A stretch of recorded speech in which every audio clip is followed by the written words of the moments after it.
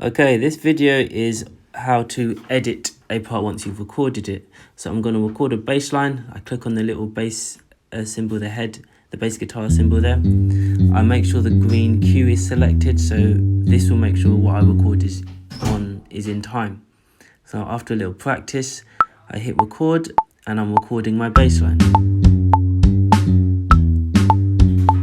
Once I've done my bass line, I click stop.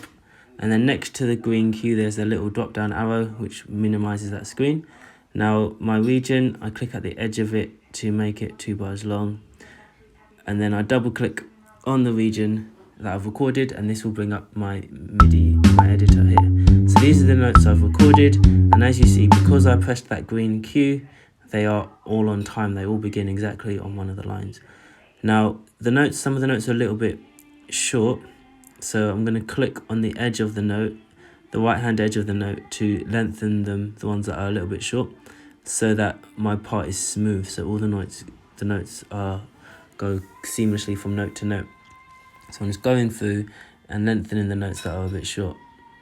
Okay, if I made a mistake with a note, I could just click on it and drag it forward and back. If there's a wrong note, I can click on it and delete it. It just disappears.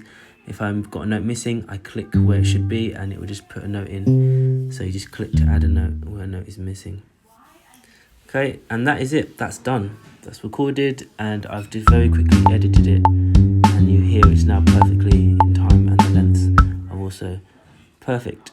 Once I'm happy with that, I'll click done. I will check that the length of my region is correct. So you click on the right hand edge of it to lengthen or shorten it, so it's exactly 2 bars long.